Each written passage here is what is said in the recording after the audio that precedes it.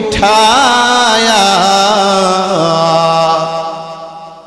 मोहम्मद ने आकर सदाकत बताया मोहम्मद ने आकर सदाकत बताया यार मुमिन मुसलमान রাখাল আল্লাহর নবীর চেহারা দেখা পাগল পারা হয়ে গেছে আল্লাহর নবীর মিশন রাখাল শুনছে শুইনা বলে ইয়া রাসূলুল্লাহ ইয়া হাবিবাল্লাহ ওগো আল্লাহর নবী আমি যদি আপনার এই মিশন গ্রহণ করি আমি যদি আপনার এই দাওয়াত গ্রহণ করি তাহলে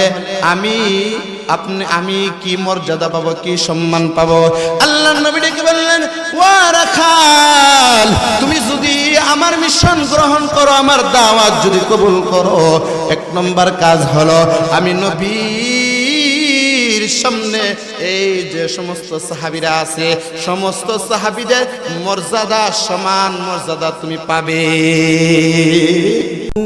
লা শারীকা লা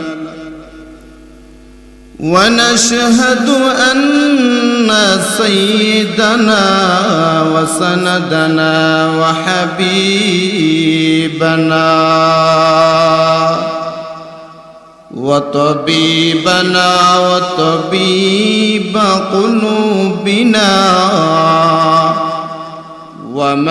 ومولانا محمدا عبده ورسوله الذي أرسله الله تعالى بالحق بشيرا ونذيرا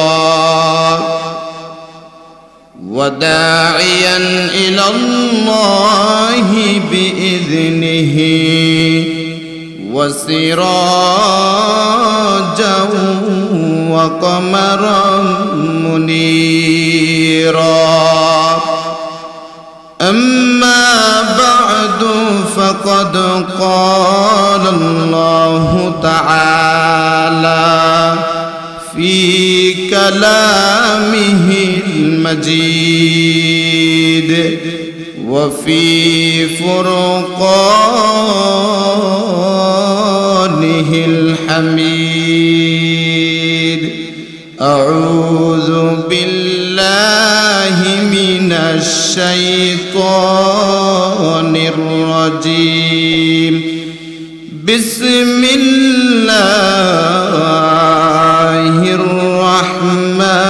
الرحمن الرحيم يا أيها الذين آمنوا ادخلوا في السلم كافة ولا تتبعوا خطوات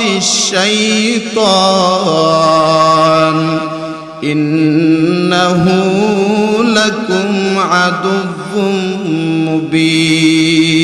مبين قال النبي صلى الله عليه وآله وسلم لا طاعة لمخلوق في معصية الخالق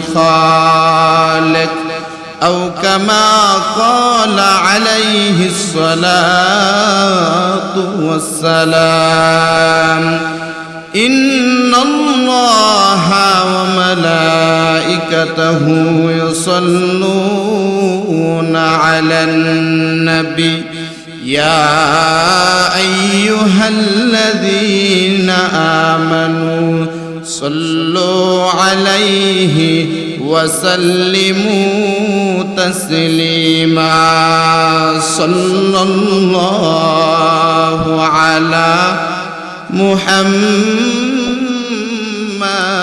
صلى الله عليه وسلم صلى الله على محمد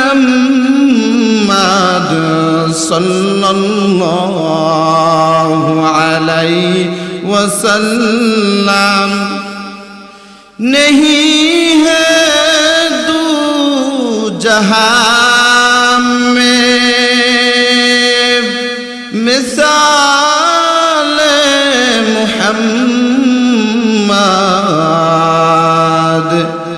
जमाल खुदा है कमाल मुहम्मद बलगल उला बिकमालिही कशफत तुजा बिजमालिही हसनत जमीउ खिसालिही सल्लु अलैहि व आलिहि अल्लाहुम्मा सल्लि व सल्लिम व बारिक अलैहि। अल्हम्दुलिल्लाह ঐতিহ্যবাহী মোহাম্মদপুর গ্রামবাসীর উদ্যোগে ঐতিহাসিক 7 দিনব্যাপী তাফসীরুল কুরআন মাহফিলের সম্মানিত শ্রদ্ধেয়ভাজন সভাপতি সাহেব, জাতির রাহবার, জাতির পাহারাদার, জাতির কর্ণধার হযরত উলামায়ে কেরাম, দিনদার ইসলাম প্রিয় মুসলমান ভাই বোনেরা, আমরা যে যেখানে আছি মহান আল্লাহ তাআলার দরবারে শুকরিয়া আদায় করি যে আল্লাহ তাআলা আমাদেরকে এত কঠিন পরিস্থিতির ভিতর দিয়েও আল্লাহ পাক আমাদেরকে কুরআনের আওয়াজ, কুরআনের বাণী, হাদিসের বাণী শোনার মতো আল্লাহ সুযোগ করে দিয়েছেন। এই জন্যই মহান আল্লাহ রব্বুল আলামিনের আলিশান দরবারে আমরা জবান খুলে কালিমাতুশ শুকর আদায় করি, বলি আলহামদুলিল্লাহ। আল্লাহ পাক রব্বুল আলামিন এই পৃথিবীতে আমাদেরকে আল্লাহ তাআলা মুসলমানের ঘরে জন্ম দিয়েছেন। মুসলমানের ঘরে জন্ম দেওয়ার কারণে আমি আপনি মুসলমান, ঈমানদার। সুতরাং ঈমান এমন একটা দামি নিয়ামত, যেই নিয়ামতের তুলনা দুনিয়া এবং আখিরাতে কোনো কিছুই হতে পারে না। কন্যা সুবহানাল্লাহ। এমন দামি একটা নিয়ামত, দামি একটা সম্পদ আল্লাহ পাক আমাকে আপনাকে দান করেছে। ঈমান কেমন দামি, কেমন দামি!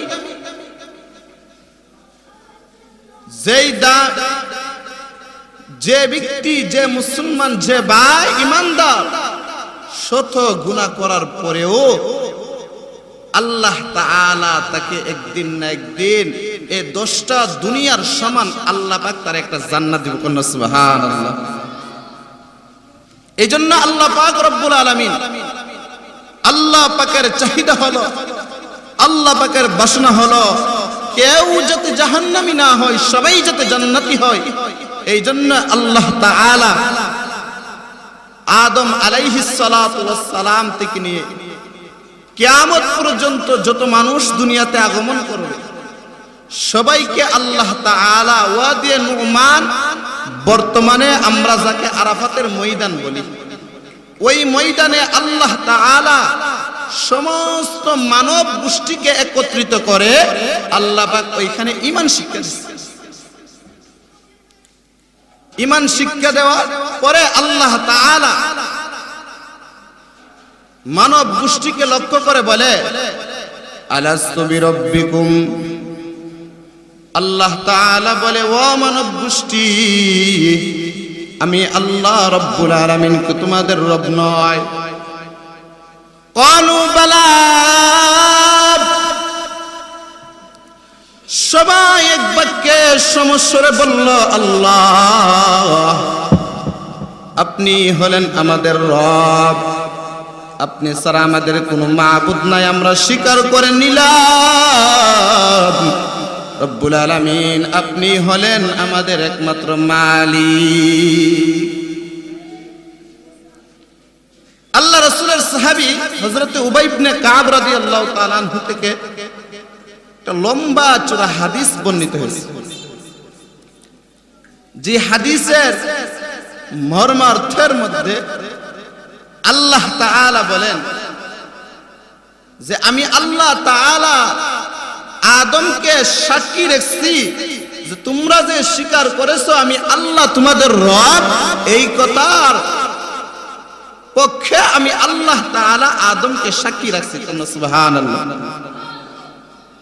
আদম আলাইহিস সালাতু ওয়াস সালামকে আল্লাহ রাব্বুল আলামিন সাক্ষী রেখে আল্লাহ তাআলা আদম পয়গম্বর আলাইহিস সালাতু ওয়াস সালাম এবং বনি আদমের সন্তান সবাইকে আল্লাহ পাক রব্বুল আলামিন লক্ষ্য করে বলে, ইয়ে বনি আদমের সন্তান, তোমরা জেনে রাখো আমি আল্লাহ হলাম তোমাদের মালিক, তোমাদের রাজ্জাক। আমি আল্লাহ হলাম তোমাদের খালেক। ও দুনিয়ার বান্দা বান্দি, তোমরা এই কথা জেনে রাখো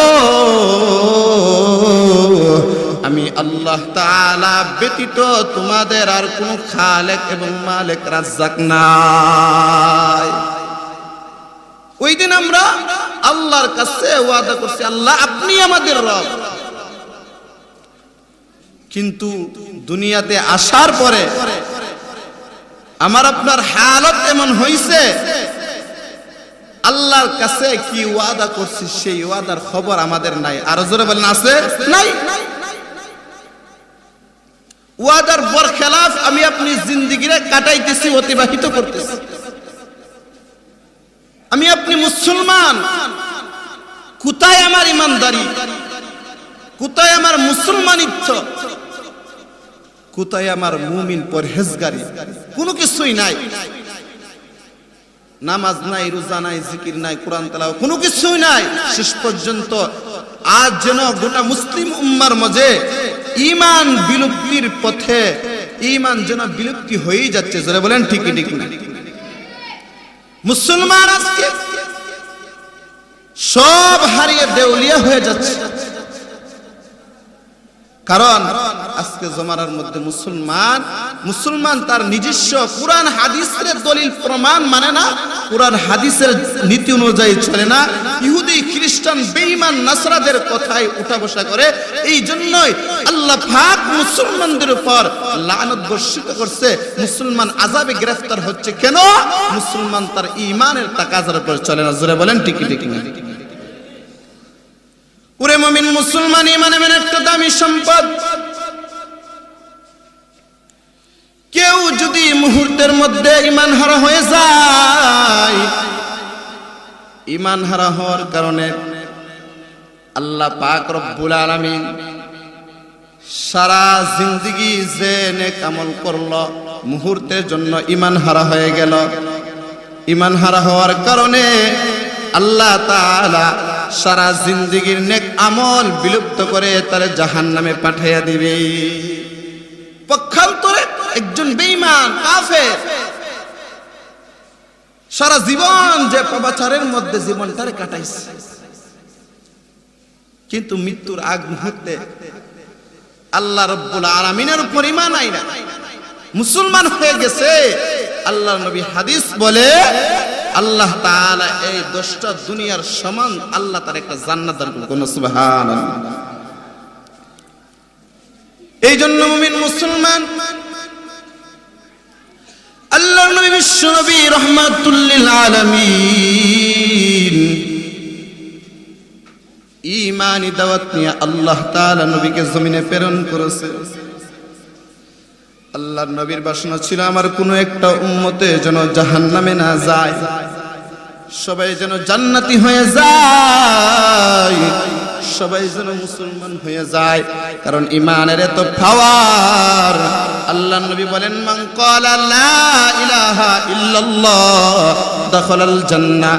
পয়গম্বর বলে, কেউ যদি একবার লা ইলাহা ইল্লাল্লাহ জীবনে বলে, মহান আল্লাহ তার গুনাহগুলি মাফ কইরা মহান আল্লাহ তারে জান্নাতের মধ্যে ঢুকাইয়া দিবে। কন্যা সুবহানাল্লাহ।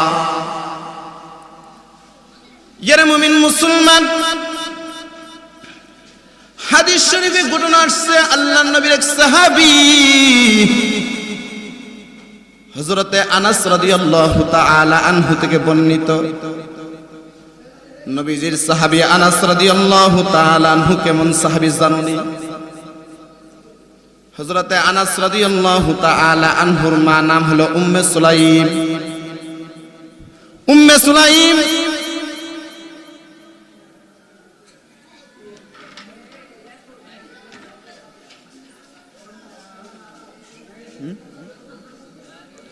সবাই একটু জিকির করি, লা ইলাহা ইল্লাল্লাহ, লা ইলাহা ইল্লাল্লাহ, লা ইলাহা ইল্লাল্লাহ, আল্লাহু মুহাম্মাদুর রাসূলুল্লাহ, আলা ইয়া সাকিনাল কসরিল মুআল্লা ستدفن عن قريب في التراب قليل عمرنا في دار دنيا ومرجعنا إلى بيت التراب ومرجعنا إلى بيت التراب ওরে মুমিন মুসলমান বলতেছিলাম, আল্লাহ নবী নবী রাহমাতুল লিল আলামিনের এক সাহাবী হযরতে আনাস রাদিয়াল্লাহু তাআলা আনহু, তার মায়ের নাম হলেন উম্মে সুলাইম রাদিয়াল্লাহু তাআলা আনহা। নবীজির যে সমস্ত আশিকা সাহাবী মহিলা সাহাবী ছিলেন, উম্মে সুলাইম রাদিয়াল্লাহু তাআলা আনহা আল্লাহর নবীর আশিকা মহিলা সাহাবীদের মধ্যে একজন সাহাবী ছিলেন। উম্মে সুলাইম রাদিয়াল্লাহু তাআলা আনহু নিজের সন্তান হযরতে আনাস রাদিয়াল্লাহু তাআলা আনহুকে রাসূলের দরবারে নিয়ে গেছে, নিয়ে বলে, ইয়া রাসূলুল্লাহ, ইয়া হাবিবাল্লাহ, আল্লাহর নবী, আমার সন্তান আনাস, আমি তারে নিজে খাদেম হইয়া, আমি নিজে মুআল্লিম হইয়া, শিক্ষক হইয়া তারে খেদমত শিক্ষা দিছি। আপনার খেদমত কিভাবে করবে? আমার নিজের খেদমত নয়, আপনার খেদমত কিভাবে করবে? আমি নিজে মুআল্লিম হইয়া, শিক্ষক হইয়া তারে শিক্ষা দিছি। ও আল্লাহর নবী, আমার এই সন্তান হযরতে আনাসকে আপনি কবুল করেন, গ্রহণ করেন নিজের খেদমতের জন্য। এই কথা বলে আল্লাহর নবীর কাছে হযরতে উম্মে সুলাইম নিজের সন্তান হযরতে আনাসকে রাসূলের দরবারে নিয়ে গেছে। হযরতে আনাস বলে, আল্লাহর নবীর আদর্শ দেখো,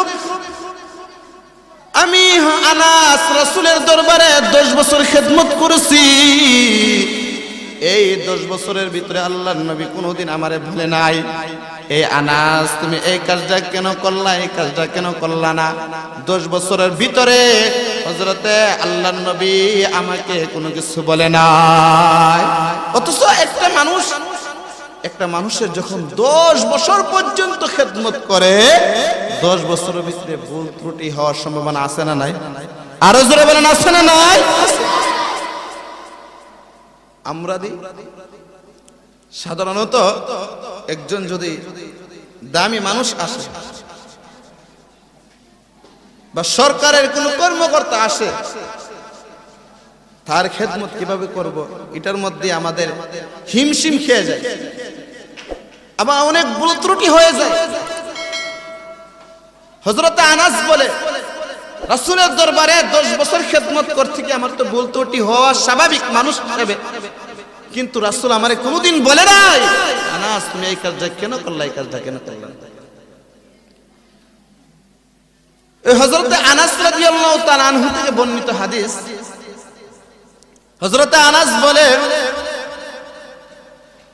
আল্লাহর নবীর কাছে আল্লাহর নবীর এক ইহুদির সন্তান আল্লাহর নবীর খেদমত করত। ইহুদির সন্তানটা একদিন অসুস্থ হয়ে যায়। আল্লাহর নবী ইহুদির সন্তানকে দেখার জন্য, ইয়াদত করার জন্য ইহুদির সন্তানের বাড়িতে গেছে, গিয়া তার মাতার পাশে বসছে। আর তার এমন অবস্থা, মরণাপন্ন, মৃত্যু শয্যায় শায়িত, সে এমন অবস্থায় শুয়ে রয়েছে। আল্লাহর নবী তার মাতার শিয়রে গেছে। আল্লাহর নবী গিয়ে বলে, এই তুমি মুসলমান হয়ে যাও, মুসলমান হয়ে যাও। ইহুদির সন্তানটা একবার রাসূলের চেহারার দিকে তাকায়। ইহুদির সন্তান এর পাশে তার বাবা বসে আছে। ইহুদির সন্তানটা একবার রাসূলের চেহারার দিকে তাকায়, একবার তার বাবার চেহারার দিকে তাকায়। এই ইহুদির সন্তানের বাবা বলে, আতি আবুল কাসেম, আবুল কাসেম মুহাম্মাদুর রাসূলুল্লাহ সাল্লাল্লাহু আলাইহি ওয়াসাল্লামের কথা মেনে নাও। ইহুদির সন্তানটা সাথে সাথে আল্লাহর নবীর কাছে কালিমা পড়ে মুসলমান হয়ে গেছে। আল্লাহর নবী ইহুদির ঘর থেকে বাইর হইতেছে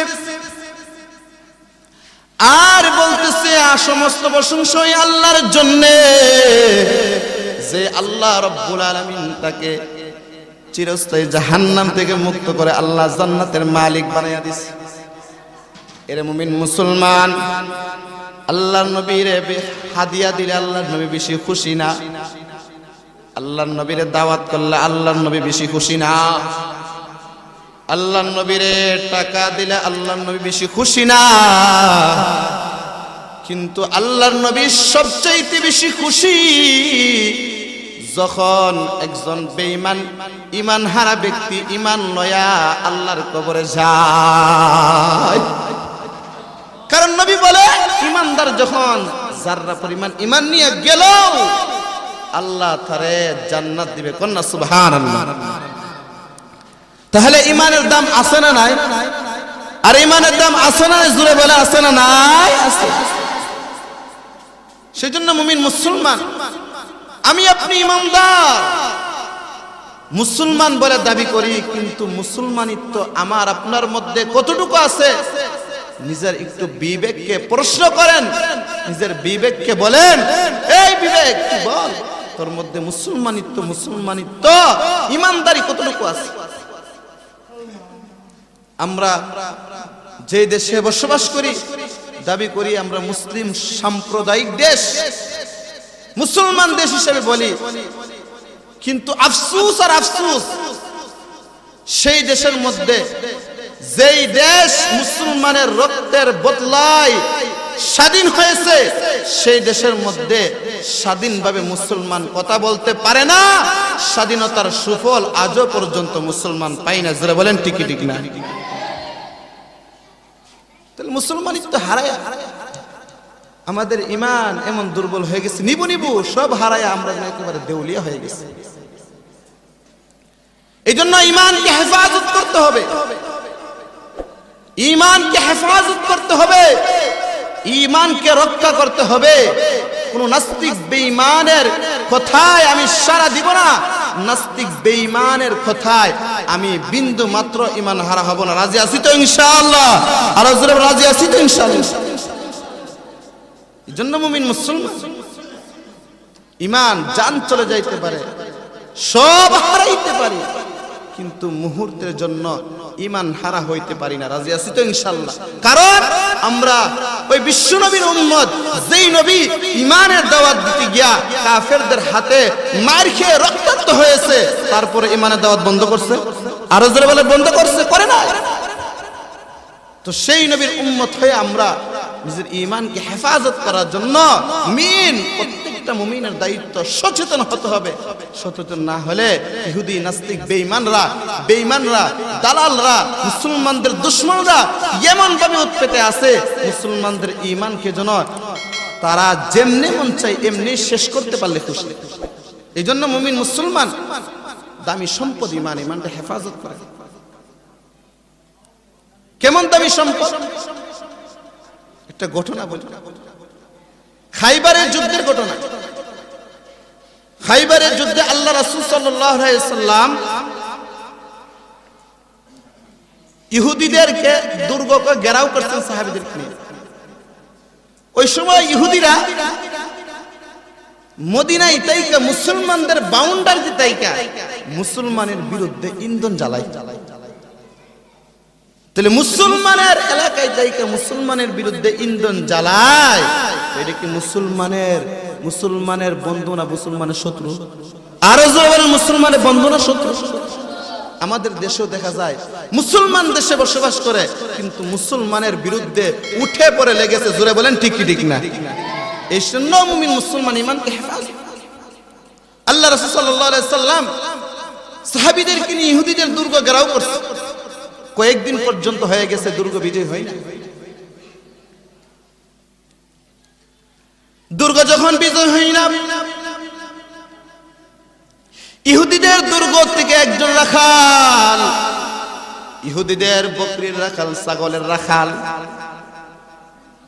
ছাগল চড়াইবার উদ্দেশ্যে ইহুদিদের দুর্গ থেকে সে বাহির হয়েছে। এই জন্য বাহির হয়েছে যে সে পাহাড়ের গিরিপথে, পাহাড়ের মধ্যে ছাগল চড়াইবে, বকরি চড়াইবে। এই জন্য সে বকরি রাখাল বাইর হয়েছে। তার শরীরের বেহাল অবস্থা এমন যে তার কাপড়েও দুর্গন্ধ, শরীরেও দুর্গন্ধ। কারণ রাখাল মানুষ, তারা তো সবকিছু থেকে পরহেজ করতে পারে না। জোরে বলেন ঠিক কি ঠিক না? এই জন্য দেখা গেছে আপনি আমি সাধারণ যারা গরু পালি, ক্ষেত খামার করি, আমি আপনি সাবান দিয়ে ভালো করে হাত ধুইলেও দেখা যায় পায়ের দিক দিয়ে কিছু ময়লা থাকে, থাকে না। কারণ এটা আমার আপনার কর্মের আলামত। জোরে বলেন ঠিক কি ঠিক না? আজকে তো মুসলমান, আমি আপনি মুসলমান, কিন্তু মুসলমানের ইমানের আলামত নাই। তো রাখাল বাইরেছে, তার শরীরে দুর্গন্ধ, পোশাক একেবারে ময়লা যুক্ত। তো রাখাল বাইর হয়ে শুনে ইয়াসরিবের বাদশা নাকি এখানে আসছে। রাখাল সাহাবীদের এক জামাতকে দেখছে, দেখে একজন সাহাবীকে গিয়া বলে, ও ভাই, শুনেছি ইয়াসরিবের বাদশা নাকি এখানে আসছে। আমি জিন্দেগিতে কোনোদিন বাদশা দেখি নাই, কিন্তু আজকে আমার শখ, আমি আজকে একজন বাদশা দেখব। আল্লাহর নবীর এক সাহাবীকে যখন বলল, বিশ্বনবী রাহমাতুল লিল আলামিনের এক সাহাবী রাখালকে বলে, ও রাখাল, তাকাইয়া দেখো, ওই দিকে যে একটা তাবু দেখা যায়, ওই তাবুর ভিতরে দু জাহানের নবী, কামলিওয়ালা নবী, সরওয়ারে দু আলম নবী ওই তাবুর ভিতরে বসে আছে। রাখাল ওই সাহাবীর কথা শুনে তার মনটা খারাপ হয়ে গেল যে বাদশা একজন বড় মাপের লোক, বাদশা কি একজন একটা সাধারণ তাবুর ভিতরে থাকতে পারে তা কল্পনা করা যায় না। রাখাল দ্বিধা দ্বন্দ্বে পড়ে গেল। যাই হোক, রাখাল হাঁটি হাঁটি পা পা করে পয়গম্বর আলাইহিস সালাতু ওয়াস সালামের তাবুর সামনে যায়। তাবুর সামনে গিয়া দেখে কোনো পাহারাদার নাই। রাখাল ভাবছে বাদশা যে হবে, তার তাবুর সামনে তো অনেক সিকিউরিটি, অনেক পাহারাদার থাকবে। গিয়া দেখে কোনো পাহারাদার নাই। আমাদের দেশে বর্তমান যুগে যে দেশে মনে করেন সরকার কি এমনি জনসাধারণের মধ্যে চলে না একটু সেফ করে চলে? সেফ, অনেক হেফাজত করে চলে। তার আশেপাশে অনেক বডিগার্ড থাকে, অনেক সিকিউরিটি থাকে, যাতে তাকে কেউ অতর্কিত ভাবে হামলা না করতে পারে। আর আমি আপনি সাধারণ মানুষের জন্য দুনিয়ার দৃষ্টান্তই পাওয়া যায় যে একজন বাদশা, একজন সরকারের সাথে সাধারণ মানুষের জন্য মোলাকাত করা, সাক্ষাৎ করা সহজ না, অনেক কঠিন ব্যাপার। জোরে বলেন ঠিক ঠিক? কঠিন। কিন্তু যেই নবী দুনিয়ারও বাদশা, আখিরাতেরও, আরো জোরে কন্যা, দুনিয়ারও বাদশা, আখিরাতেরও সেই নবীর তাবুর সামনে কোনো পাহারাদার নাই। আর তাবু তো চিনেন, যেমন মনে করেন ওই যে বয়লার থাকে না, বয়লার মধ্যে দান থাকে, তো দান যে বৃষ্টি আসলে দান যে আপনার ডাকে, এরকম ইয়া থাকে না, কি বলে এগুলো, এরকম তাবু এরকম। যেমন মনে করেন আমাদের দেশে বাইদ্যা মহিলা বলে না, তারা আসে আমাদের এলাকাতে, আইসা দেখে যে জায়গায় একটা জায়গা পায় ওই জায়গাতে তাবু গাইরা বসে, আর এলাকাতে, পুরো এলাকাতে সে দাঁতের বিষ সরাই, এই সরাই, এই যে বিভিন্ন বংশন করে সে টাকা রোজগার করে। আর তার যে জায়গাটা পছন্দ হয় ওইখানে থাকে, আবার কিছুদিন পরে ওইখান থেকে ওইটা অন্য জায়গায় আবার তার তাবু গাড়ে।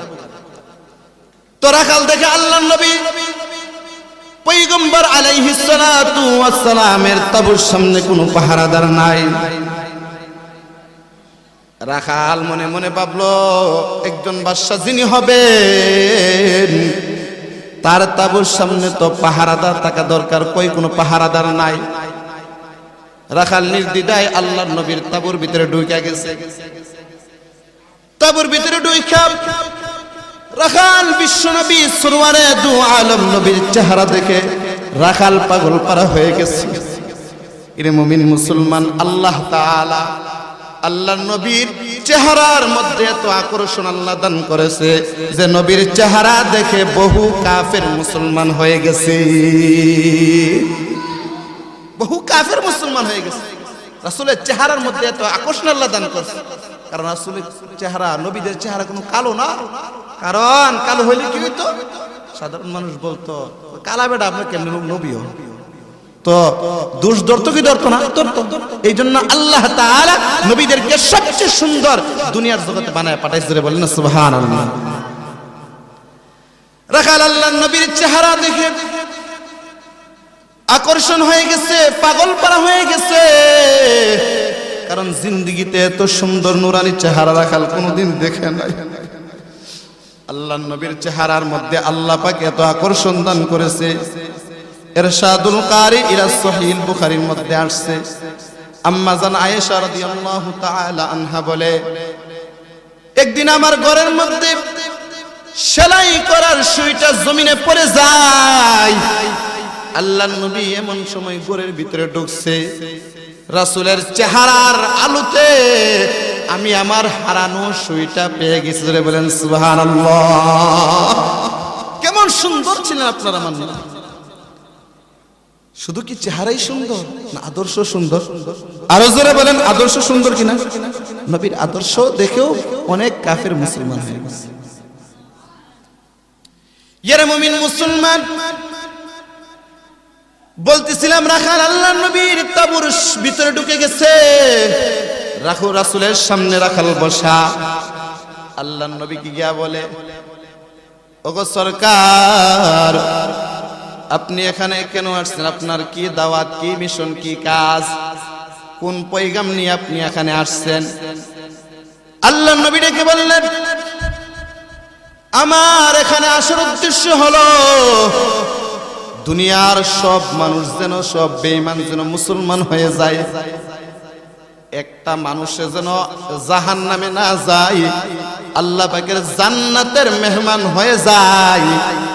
আর আরেকটা হলো আল্লাহর জমিনে আল্লাহর দ্বীন যেন কায়েম হয়ে যায়। নবীর অন্য কোন রূপ ছিল? আর জোরে কোন অন্য রূপ ছিল? নাই। মুহাম্মদ ने आकर कुफर को मिठाया, मुहम्मद ने आकर सदाकत बताया, मुहम्मद ने आकर सदाकत बताया। यार मुमिन मुसलमान রাখাল আল্লাহর নবীর চেহারা দেখা পাগল পারা হয়ে গেছে। আল্লাহর নবীর মিশন রাখাল শুনছে, শুইনা বলে, ইয়া রাসূলুল্লাহ, ইয়া হাবিবাল্লাহ, ওগো আল্লাহর নবী, আমি যদি আপনার এই মিশন গ্রহণ করি, আমি যদি আপনার এই দাওয়াত গ্রহণ করি, তাহলে আমি কি মর্যাদা পাবো, কি সম্মান পাবো? আল্লাহর নবী ডেকে বললেন, ওয়া রাখাল, তুমি যদি আমার মিশন গ্রহণ করো, আমার দাওয়াত যদি কবুল করো, এক নম্বর কাজ হলো আমি নবীর সামনে এই যে সমস্ত সাহাবীরা আছে, সমস্ত সাহাবীদের মর্যাদা, সমান মর্যাদা তুমি পাবে। ইসলাম ধর্মের মধ্যে কোনো ভেদাভেদ নাই। আছে ভেদাভেদ? আর যেরকম আছে কালো সাদা, হ্যাঁ, লম্বা খাটো, কোনো ভেদাভেদ নাই। ধনী গরিব কোনো ভেদাভেদ নাই। ভেদাভেদ মর্যাদা একমাত্র উচ্চ মর্যাদার অধিকারী সেই হবে যার মধ্যে সবচেয়ে বেশি তাকওয়া হবে। জোরে বলেন সুবহানাল্লাহ। ইয়ারে মুমিন মুসলমান, রাখাল বলে ইয়া রাসূলুল্লাহ, ইয়া হাবিবাল্লাহ, আল্লাহর নবী গো, আমি তো একজন রাখাল, আমার কাপড়েও দুর্গন্ধ, আমার শরীরেও দুর্গন্ধ। রাখাল, আমি তো সমাজের মধ্যে নিম্ন স্তরের একজন মানুষ, আমি কেউ সকলের সমান মর্যাদা পাবো? আপনি কি আমার সাথে ঠাট্টা করেন নাকি? আল্লাহ নবী বললেন, না না, আমি তোমার সাথে ঠাট্টা করি না, বরং সত্যি বলতেছি, তুমি যদি মুসলমান হয়ে যাও তাহলে সকলের সমান মর্যাদা তুমি পাবে। রাখাল বলে ইয়া রাসূলুল্লাহ, ইয়া হাবিবাল্লাহ, ওগো আল্লাহর নবী, আর দেরি কইরেন না, আমাকে এই মুহূর্তে পড়ায়া দেন, পড়েন লা আশহাদু আল্লাহ ইলাহা ইল্লাল্লাহু ওয়া আশহাদু আন্না মুহাম্মাদান আবদুহু ওয়া রাসূল। রাখাল মুসলমান হয়ে গেছে। মুসলমান হওয়ার পরে কি বলে দেখেন, লক্ষ্য করেন, মুসলমান হওয়ার পরে রাখাল কি বলে? রাখাল বলে ইয়া রাসূলুল্লাহ, আমি তো এখন মুসলমান হয়ে গেছি, আমার কি কাজ? এরা মুমিন মুসলমান, আপনিও তো আমি মুসলমান, কিন্তু দুনিয়ার কাজটাকে জিজ্ঞাসা করি, ভাই ধান ক্ষেত কোন ধানটা লাগাইলে ধানটা বেশি হইব, কোনটা দর কম, আচ্ছা কোন মাছটা পুকুরে চাষ করলে বেশি হবে, কোনটা লাভ বেশি হইব, কোন গাড়িটা ঢাকা গেলে তাড়াতাড়ি যাইতে পারবো, ভাড়া কোনটা কম হইব, হ্যাঁ, এগুলো দুনিয়ার সব কিছু জিজ্ঞাসা করি, কিন্তু আজ পর্যন্ত মুমিন হইয়া, ইমানদার হইয়া জিজ্ঞাসা করি না যে হুজুর কোন পথে চললে আমি জান্নাতে যাইতে পারবো, একটু বইলা দেন। জিজ্ঞাসা করছি, করি না। হুজুর আমার সন্তান নামাজ পড়ে না, তার একটু বুঝান, নামাজ পড়ো, নামাজ পড়ো। কারণ মুসলমান আর বেঈমানের মধ্যে পার্থক্য হইল নামাজ। মুসলমান নামাজ পড়বে, বেঈমান কি পড়বে না, নামাজ পড়বে। এরা মুমিন মুসলমান। অথচ নবী বলেন, সন্তানের বয়স যখন 7 বছর হয় তাকে নামাজের আদেশ দাও। কয় বছর? আরো জোরে কোন, কয় বছর? 7 বছর। 7 বছরের সন্তান যখন হয়, নামাজের কথা বল, মুদুরের কথা, আরে কই পুত্রে কাজটা গিয়া শিখ, ছেলে কাজ গিয়ে শিখো, জীবনটার কাজে লাগাইতে পারো, জীবনটা চালাইতে পারো, একটা কাজ শিখো, এই কাজ শিখো, সেই কাজ শিখো, বিভিন্ন কাজের কথা বলি, কিন্তু কোনদিন মুসলমান হইয়া নামাজের কথা বলি এই সন্তান নামাজ পড়ে। আল্লাহ নবী বলেন 7 বছর হয়ে গেলে নামাজের আদেশ দাও, এরপরে নামাজ পড়ে না, 10 বছর হয়ে গেছে, তারে বেত্রাঘাত করে হলো মসজিদে নিয়ে যাও, নামাজ পড়া। এরা মুমিন মুসলমান, আপনার আমার ঘর কেমনে ইমানদারি হবে, ইমানের ঘর হবে কেমনে? সন্তানের বয়স 20 বছর হয়ে গেছে, 25 বছর হয়ে গেছে, বিবাহের উপযুক্ত সন্তান হয়ে গেছে, কিন্তু এখনো তারা নামাজের কথা বলি না। বিবাহের বয়স পার হয়ে গেছে, বিবাহ করে ফেলছে, সন্তানাদি হয় নাই, এরপরও তারা নামাজের কথা বলি না। এমনি এমনি করে আমি একদিন কবরের প্যাসেঞ্জার হয়ে কবরে গেছি, কিন্তু কোনোদিন তারা নামাজের কথা বলি না। জোরে বলেন, আমাদের হালত এমন না? মুসলমান, আমি মুসলমান, অথচ নবীর যুগের একজন ইহুদির রাখাল হয়ে, সাধারণ মানুষ হয়েও মুসলমান হওয়ার পরে জিজ্ঞেস করে, ও নবী আমার কি কাজ, আমার কর্তব্য কি, দায়িত্ব কি, মিশন কেমনে বলে দেন। আল্লাহ নবী বিশ্বনবী রাহমাতুল লিল আলামিন ওই রাখাল সাহাবীকে আল্লাহ নবী ডেকে বললেন, ও রাখাল সাহাবী, তুমি যেই সময় মুসলমান হয়েছে, এখন তো কোনো নামাজের সময়ও না, আমি তোমার নামাজ পড়তে বলবো, তোমার উপর কোনো রোজার বিধানও নাই যে আমি তোমার রোজা রাখতে বলবো,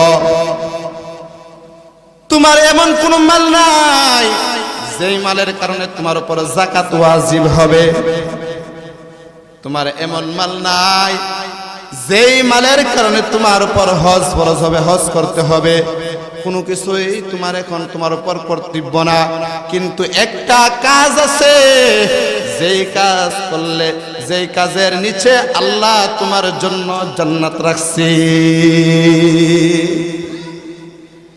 রাখাল ডাক দিয়ে বলে, ইয়া রাসূলুল্লাহ, ইয়া হাবিবাল্লাহ, ওগো আল্লাহর নবী কাজটা কি বলে দিন, কাজটা কি?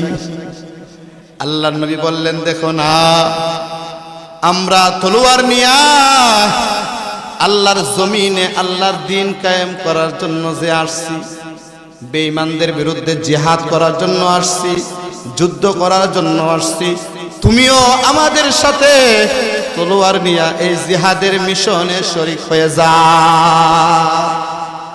জিহাদ করে, জিহাদ জিহাদ। আজকে তো জিহাদ শব্দটারে এমন অপব্যাখ্যা করছে, আর নাস্তিক বেঈমান ইহুদির দালালরা জিহাদ শব্দটারে এমন অপব্যাখ্যা করছে, জিহাদ শব্দটারে অপব্যাখ্যা করতে করতে সন্ত্রাসী শব্দ হিসেবে তারা আখ্যায়িত করেছে। বলেন নাউজুবিল্লাহ। অথচ কত পবিত্র শব্দ জিহাদ, কোরআনে জিহাদের কথা আছে না নাই? আর জোরে বলেন আছে না নাই? কত সুন্দর শব্দ জিহাদ, কত পবিত্র শব্দ জিহাদ। কিন্তু এই জিহাদরে ব্যঙ্গায়িত করে ইহুদির খ্রিস্টানের দালালরা মুসলমানদের কানে ঢুকাইয়া দিছে, কান পরা দিয়ে দিছে, জিহাদি মানে সন্ত্রাসী। জোরে বলেন নাউজুবিল্লাহ।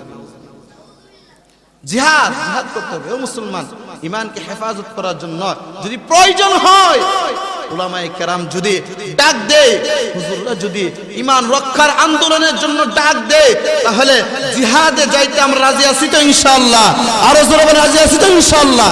আল্লাহ আমাদের কবুল করুন। যারা মুমিন মুসলমান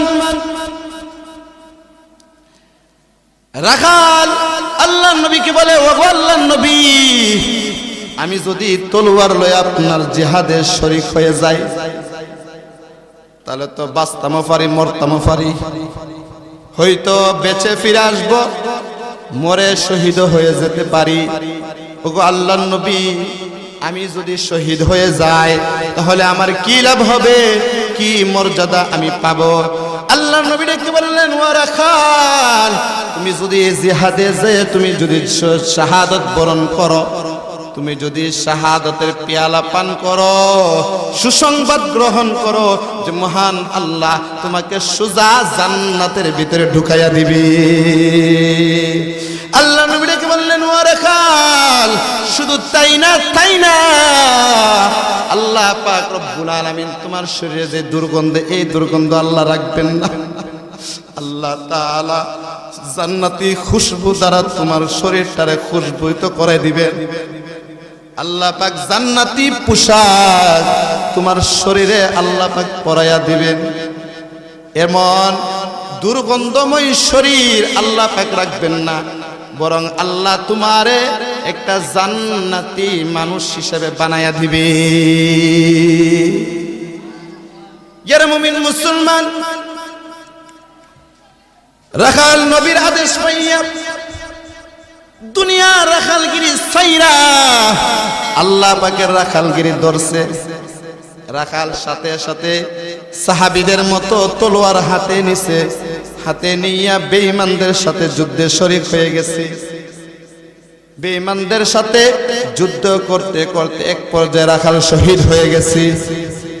যুদ্ধ শেষে আল্লাহর নবী দেখে কিছু সাহাবী একজনের লাশের পাশে জটলা হয়ে দাঁড়িয়ে আছে। আল্লাহর নবী সাহাবীদের সামনে আগায়া গেছে, আগে বলে, ও সাহাবীরা, এখানে কি হয়েছে, তোমরা যে জটলা হয়ে দাঁড়িয়ে আছো? সাহাবীরা বলে, ইয়া রাসূলুল্লাহ, দেখেন না একজনের লাশ পড়ে আছে।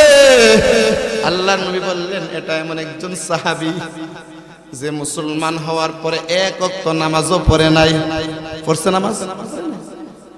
যে মুসলমান হওয়ার পরে একটা রোজাও রাখে নাই, মুসলমান হওয়ার পরে আল্লাহর রাস্তায় কিছু দানও করে নাই, যাকাতও দেই নাই, যে মুসলমান হওয়ার পরে হজও করে নাই, দুনি মুসলমান হওয়ার পরে কোনো আমল সে করে নাই, কিন্তু আমি বিশ্বনবী দেখতেছি যে মহান আল্লাহ তারে সোজা জান্নাতের ভিতরে ঢুকাইয়া দিছে। যারা মুমিন মুসলমান, তাহলে ইমানের পাওয়ার আছে না নাই? আরো জোরে কোন, আরো জোরে, আরো জোরে। ইমানের পাওয়ার আছে না নাই? ইমানের দাম আছে না নাই? ইমানের দাম সবচাইতে বেশি, সবচাইতে বেশি। একজন আদনা ইমানদার যদি হয়, একজন আদনা ইমানদারের ইমানকে যদি এক পাল্লায় রাখা হয়, আর দুনিয়ার সব বেঈমান ইহুদি নাসরাদের ধন সম্পদ যা কিছু আছে সব যদি এক পাল্লায় রাখা হয়, তাহলে আল্লাহর নবী বলেন একজন ইমানদারের ইমানের পাল্লা সমস্ত দুনিয়ার সব কিছুর মোকাবেলায় ভারী হয়ে যাবে। এই জন্য আল্লাহ বলেন মুমিন মুসলমান, ইমান আনছো মুসলমান হয়েছো, ইমানের তাকাজার উপর চলো চলো। মুসলমান হইছ, মুসলমান আমি আপনি হইছি, কিন্তু মুসলমানিত্ব আমার মধ্যে নাই। সরকা বানাইয়া ইব্রাহিম আলাইহিস সালাতু ওয়াস সালাম আগুনে নিক্ষেপ করবে, পোশাক আদি খুইলা ফেলছে। ইব্রাহিম আলাইহিস সালাতু ওয়াস সালাম আল্লাহর দরবারে কান্দে, আল্লাহ জিন্দেগিতে দুনিয়ার জগতে আসার পরে কোনোদিন আমি কোনো অঙ্গ হই নাই, আমার লজ্জাস্থান কেউ দেখে নাই, কিন্তু আজকে তো জনসম্মুখ আমার লজ্জাস্থান দেখে বলবে, এর মালিক আল্লাহ তুমি আমার এ বেহায়া কাম করে আমারে আগুনের মধ্যে নিক্ষেপ করাইও না। আল্লাহ তাআলা ইব্রাহিম পয়গম্বরে দোয়া কবুল করছে। সাথে সাথে আল্লাহ তাআলা জিবরাইল আলাইহিস সালামকে গিয়ে বলে, এ জিবরাইল যা যা জান্নাত থেকে আমার ইব্রাহিমের জন্য একটা জান্নাতি পোশাক নিয়ে যা। আল্লাহ সাহায্য করছে কি করছে না? আরো যারা বলেন সাহায্য করে কি করে, করেছে কি করে না করছে। তাহলে মূর্তির বিরুদ্ধে ইব্রাহিম আলাইহিস সালাতু ওয়াস সালাম কথা বলছে, তারা মনে করছে যে ইব্রাহিম যে শেষ করে দিব, কিন্তু ইব্রাহিমের পক্ষে দুনিয়ার কেউ না থাকলেও কে ছিল? আরো যখন কে ছিল? সুতরাং মুসলমান আমরাও মূর্তির বিরুদ্ধে জীবন মরণ পর্যন্ত, মরণ রুহু থাকা পর্যন্ত মূর্তির বিরুদ্ধে কথা বলবো, পিছপা হব না, পিছপা হব না। আমরা ইব্রাহিম আলাইহিস সালাতু ওয়াস সালামের রূহানি সন্তান। ইব্রাহিম যেমন মূর্তির বিরুদ্ধে কথা বলতে গিয়ে পিছপা হই নাই, বিজয় ইব্রাহিমের হয়েছে, আমরাও পিছপা হব না, আমরাও পিছপা হব না। যদিও আমরা আমাদের শক্তি কম, আমাদের অস্ত্র নাই, হাতিয়ার নাই, কিন্তু বিজয় আমাদের হবে। জোরে বলেন ঠিক ঠিক না? ইয়ার মুমিন মুসলমান ইব্রাহিম আলাইহিস সালাম দিয়ে আগুনে নিক্ষেপ করেছে। আল্লাহ তাআলা আগুনকে ডেকে বলে, কুলনা ইয়া নারু কুনি বারদাও ওয়া সালামান আলা ইব্রাহিম। আল্লাহ বলেন, হে ইব্রাহিম, হে আগুন, আমার ইব্রাহিমের জন্য তুমি আরামদায়ক শান্তিদায়ক আগুনে পরিণত হয়ে যাও।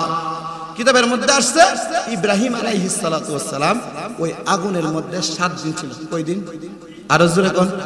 7 দিন ছিল।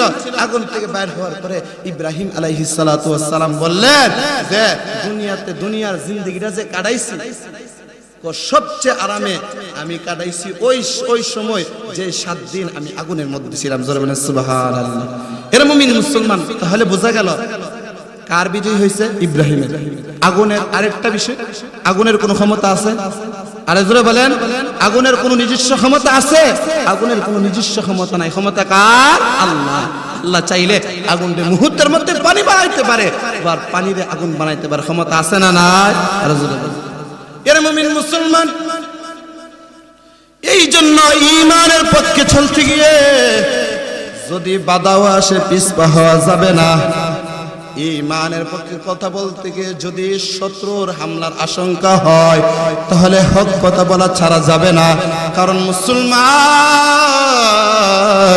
দুনিয়ার জগতে তোমরা যদিও কম হও, কিন্তু দুনিয়ার জগতে আর দুনিয়ার কেউ না থাকলেও মুসলমানের সঙ্গে আল্লাহ আছে।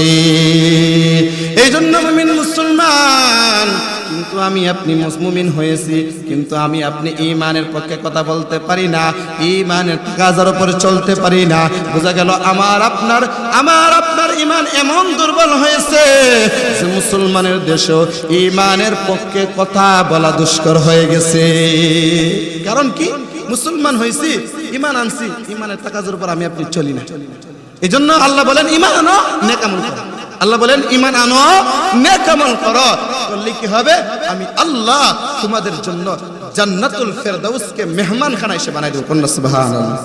এই জন্য আল্লাহ বলেন, ইন্নাল্লাযীনা আমানু ওয়া আমিলুস সলিহাত কানাত লাহুম জান্নাতুল ফিরদাউসি নুজুলা খালিদিনা ফিহা লা ইয়াবগুনা আনহা হিওয়ালা কুল লাউ কানা আল-বাহরু মিদাদান লিকালিমাতি রাব্বি লানাফিদাল বাহরু ক্বাবলা আন তানফাদা কালিমাতু রাব্বি ওয়ালাউ জিনা বিমিসলিহি মাদাদা।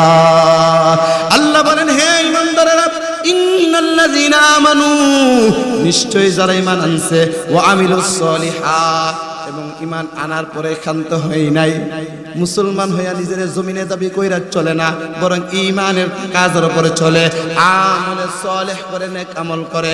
আল্লাহ বলেন, ও ঈমানদারেরা, যারা ঈমান আনার পরে নেক আমল করে, আমি আল্লাহর পক্ষ থেকে তোমরা সুসংবাদ গ্রহণ করো। কি সুসংবাদ? আল্লাহ বলেন, কানাত লাহুম জান্নাতুল ফিরদাউসি নুজুলা, আমি আল্লাহ তাদের জন্য জান্নাতুল ফিরদাউসকে মেহমানখানা হিসেবে বানায়া দিলাম। তাহলে জান্নাতুল ফিরদাউসে মেহমান আমরা হইতাম, চাই কি চাই না? আরো জোরে বলেন, চাইতে হলে কি করতে হবে? ঈমান মুসলমান দাবি করে বয়া তখন লাগবো, করো বয়া তখন যাইব না, নেক আমল করতে হবে, নামাজ পড়তে হবে কি হবে না? আরো জোরে বলেন, নামাজ পড়তে হবে কি হবে না? আমরা নামাজ পড়ি কিন্তু সন্তানকে নামাজের আদেশ দেই না, ঘরের মধ্যে নামাজের পরিবেশ করি না, আমাদের ঈমানের কমজোরি। আবার নামাজ পড়ে আলহামদুলিল্লাহ সূরাটা ভালো করে জানেন, কেমন মুমিন, কেমন মুসলমান। অথচ রাসূলের যুগে যারা সাধারণ মানুষ হইতো, সুর হইল কোরআন আয়াত জানতো, সুর হলো কোরআনে কি করতো? আয়াত জানতো। আল্লাহ নবী, বিশ্ব নবী রাহমাতুল লিল আলামিনের যুগ ছিল সোনালী যুগ। সেই যুগের মধ্যে একজন মহিলা, একটা যুবক অন্ধকারের ভিতরে নির্জনের মধ্যেও আল্লাহর নাফরমানি করতে রাজি না, কিন্তু আপনি আমার অবস্থা হলো প্রকাশ্য নাফরমানি ছাড়তে রাজি না। খলিফাতুল মুসলিমিন হযরত ওমর রাদিয়াল্লাহু তাআলা আনহু খেলাফতের কালে দেখে রওজা শরীফের দরজার মধ্যে দইরা একটা যুবতী মেয়ে দইরা কাঁদতেছে। খলিফাতুল মুসলিমিন হযরত ওমর দেখে যে তার এমন অবস্থা যে তার পোশাকের মধ্যে ধুলাবালি লেগে গেছে, বোঝা যায় যে মহিলাটা এখানকার অধিবাসী না, অনেক দূর থেকে মনে হয় আসছে। খলিফাতুল মুসলিমিন হযরত ওমর রাদিয়াল্লাহু তাআলা আনহু বলেন, এই মেয়ে তুমি যে আসছো, কোথায় থেকে তুমি আসছো? বলে আমি সিরিয়া থেকে আসছি। সিরিয়া থেকে তোমার সাথে কে আসছে? বলে কেউ না, আমি একা একা আসছি। উমর রাদিয়াল্লাহু তাআলা আনহু ধমক দিয়ে বলে, এই মেয়ে, যুবতী মেয়ে, তুমি সিরিয়া থেকে একা একা মদিনায় চলে আসছো, তোমার সাথে মাহরাম কই? একটা যুবতী মেয়ে হয়ে এত দুঃসাহস কেন দেখাইলা? একা একা সিরিয়া থেকে মদিনায় চলে আসছো, যার রাস্তার দূরত্ব হলো মাসের পর মাস, মাইলের পর মাইল, তোমার সাথে মাহরাম কোথায়? দমক দিয়েছে। মহিলা ডাক দিয়ে বলে, আমিরুল মুমিনিন, আমার সাথে কোনো মাহরাম নাই, আমি সিরিয়া থেকে একা আসছি, কোনো মাহরাম নাই। তো ওমর রাদিয়াল্লাহু তাআলা আনহু মহিলাকে ডেকে বলে, ও মেয়ে, তুমি যে সিরিয়া থেকে মদিনায় একা একা আসছো, তো তোমার উপর কি কোনো যুবকের লোলুপ দৃষ্টি পড়ে নাই? কোনো যুবকের দৃষ্টি কি তোমার উপর পড়ে নাই? মহিলাটা ডাক দিয়ে বলে, যুবতী মেয়েটা ডাক দিয়ে বলে, আমিরুল মুমিনিন, সিরিয়া থেকে আমি মদিনায় আসছি, রাস্তার মাঝখানে আমি বিরতি অবলম্বন করছি, ঘুমাইছি, খাইছি, থাকছি, কিন্তু আল্লাহর কসম যেন মনে হইছে আমি মুত্তাকিদের বাজারের উপর দিয়ে হাইটে আসছি। যুবতী মেয়ে ডাক দে বলে, কোন যুবকের কুদৃষ্টি পড়বে দূরের কথা, আমি তো আমার চোখ তো কোনো যুবকের উপর পড়ে নাই, আমি কোনো যুবক দেখি না। মুসলমান কেমন ছিল পরহেজগারী? যুবতী মেয়ে মাসের পর মাস সফর করে আসছে, এই যুবতী মেয়ের উপর কুদৃষ্টি দিবে এমন একজন যুবক নাই। আর আমার আপনার জমানার কি অবস্থা, যে একটা মেয়ে সে তার সতীত্বকে হেফাজত করতে চায়, ইমানের তাকাজার উপর চলতে চায়। হুজুরের পরবর্তী ওয়াজ আসিতেছে আমাদের ইউটিউব চ্যানেলে, তাই সাবস্ক্রাইব করে সাথেই থাকুন।